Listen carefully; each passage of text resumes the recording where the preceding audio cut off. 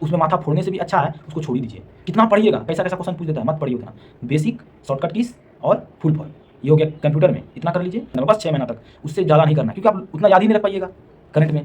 अब फालतू कंफ्यूजन होगा तो एग्जाम में क्वेश्चन भी गलत कर दीजिएगा। बस 6 महीना का ही पढ़िए, लेकिन ठोस तरीका से पढ़िए, जो चेंज हुआ उसको अच्छा से याद रखिए। जो थोड़ा ट्रिक लगा के याद करना वो भी कर सकते हैं, थोड़ा ट्रिक लगा दीजिएगा करंट में तो अच्छा से याद हो जाएगा, करंट जल्दी याद नहीं होता है और उसमें कंफ्यूजन तो इतना होता है कि मत पूछिए। और एक चीज़ आपको और बता देते हैं कि एग्जाम जो होता है जैसे स्टार्ट होगा उसके बाद आपको कैसे अटेम्प्ट करना है क्वेश्चन को। सबसे पहले आप क्वेश्चन जैसे स्टार्ट करते हैं, जैसे एग्जाम स्टार्ट होता है। Hello friends, welcome to my channel. स्वागत है आप सभी का हमारे आज की इस वीडियो में। आज इस वीडियो में हम बात करने वाले हैं कि हम अपना एनटीपीसी ग्रेजुएट लेवल का एग्ज़ाम जो दिए हैं उसके बारे में डिस्कस करेंगे कि कैसा गया था मेरा एग्ज़ाम और कितने प्रश्न हमने अटैम्प्ट किए हैं, कितने प्रश्न सही हुए, कितने गलत, और कौन कौन से क्वेश्चन आए थे उसके बारे में भी बताएंगे कि करंट का कितना आया था, कंप्यूटर का कितना आया था और जीके का कितना आया था, मैथ और रीजनिंग के बारे में भी बताएंगे। ठीक है, तो इस वीडियो को आप लास्ट तक जरूर देखिएगा ताकि आपको पता चलेगा कि हमें किस तरह से अटैम्प्ट लेना चाहिए। ठीक है, आगे जो भी एनटीपीसी का एग्जाम देने वाले हैं। और आगे बढ़ने से पहले हम ये बता दें कि मेरा चैनल पे आप जाके देखिएगा तो आपको ज्वाइनिंग से रिलेटेड जितना डॉक्यूमेंट्स बनाना होता है ना, सब का वीडियो हमने डाल चुका है, एक एक चीज़ भी नहीं छोड़े हैं, हर चीज़ का वीडियो हम डाल चुके हैं। तो उस सारा वीडियो का हम डिस्क्रिप्शन में लिंक भी दे देंगे और उसका एक प्लेलिस्ट बना दिया है, उसका भी लिंक दे देंगे, या तो आप चैनल में इंटर करके आप देख सकते हैं या आप डिस्क्रिप्शन में लिंक दे देंगे, वहाँ से भी आप देख सकते हैं।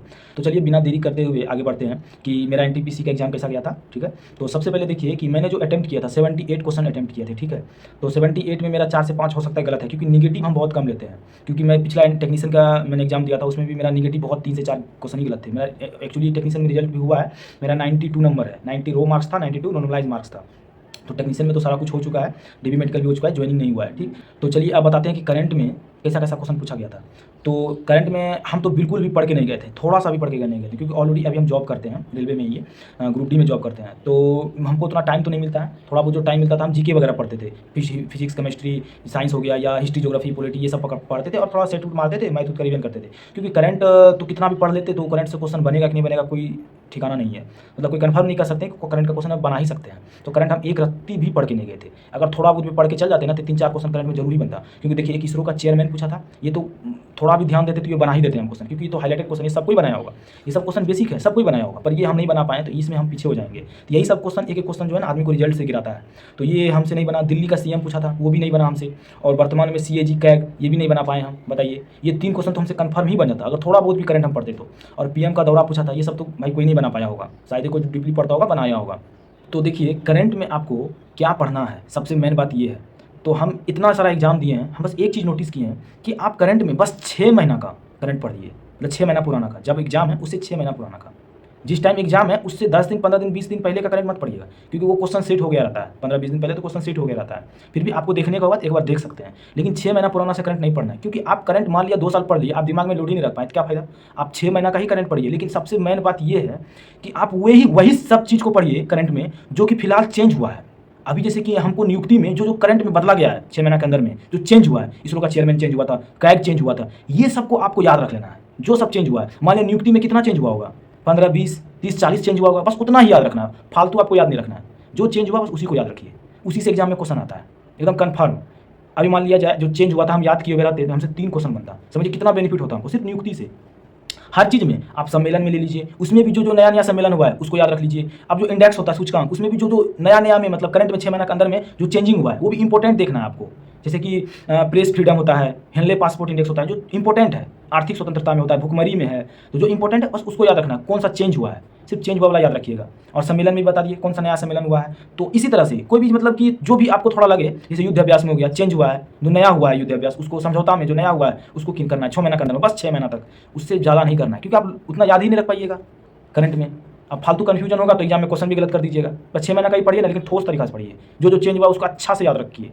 जो थोड़ा ट्रिक लगा के याद करना है वो भी कर सकते हैं, थोड़ा ट्रिक लगा दीजिएगा करंट में तो अच्छा से याद हो जाएगा, क्योंकि करंट जल्दी याद नहीं होता है और उसमें कंफ्यूजन तो इतना होता है कि मत पूछिए। ये थोड़ा ट्रिक व्रिक वगैरह लगा के आप याद कीजिए। ठीक है, और जो भी आपको थोड़ा करंट में यूनिक लगे उसको थोड़ा याद कर लीजिए। अब देखिए कंप्यूटर के बारे में बात करते हैं।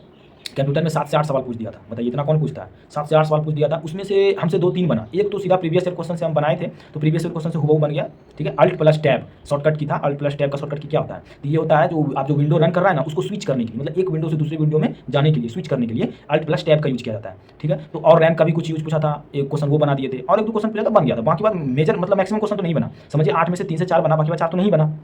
और कंप्यूटर में ऐसा क्वेश्चन पूछा था ना कि जो नॉर्मल पढ़ा होगा उसे बना ही नहीं होगा, मतलब जो MCA BCA किए होंगे उसी से क्वेश्चन बना होगा कंप्यूटर का। तो आपको इस तरह से जब सवाल पूछे जाते हैं तो आपको किस तरह से पढ़ाई करना है उसके बारे में बताते हैं। जैसे देखिए कंप्यूटर का सबसे पहले आपको बेसिक पढ़ लीजिए, एक अच्छे से मतलब जो भी बेसिक होता है जैसे लूसेंट में दिया हुआ है, कोई भी चीज़ बेसिक आपको पता होना चाहिए। बेसिक एक नोट्स बना लीजिए, अच्छे से लिख लीजिए, ठीक है। और 2 चीज़ उसके अलावा और सबसे पहले एक शॉर्टकट की आपको याद रख लेना है, जो भी इंपॉर्टेंट शॉर्टकट की उसको याद रख लीजिए। और दूसरी चीज़ फुल फॉर्म, इतना कर लीजिए ना, कंप्यूटर में जो बनने लायक क्वेश्चन होता है ना, वो गारंटी हर एग्जाम में बनेगा। जो क्वेश्चन कंप्यूटर का सब स्टूडेंट बना रहा है वो आप ही बनाइएगा, और जो कोई नहीं बना रहा है वो आपसे भी नहीं बनेगा। तो उसमें माथा फोड़ने से भी अच्छा है उसको छोड़ ही दीजिए। कितना पढ़िएगा, कैसा कैसा क्वेश्चन पूछ देता है, मत पढ़िए उतना। बेसिक, शॉर्टकट कीज और फुल फॉर्म, ये हो गया कंप्यूटर में, इतना कर लीजिए। और करंट में तो हम बता ही दिए 6 महीना के अंदर, बस फालतू एक्स्ट्रा दिमाग लगाना ही नहीं है। जो भी याद कीजिए अच्छे से याद कीजिए, ताकि आपको एग्जाम में कन्फ्यूजन नहीं हो। कम ही पढ़िए लेकिन अच्छा से पढ़िए। ये हो गया।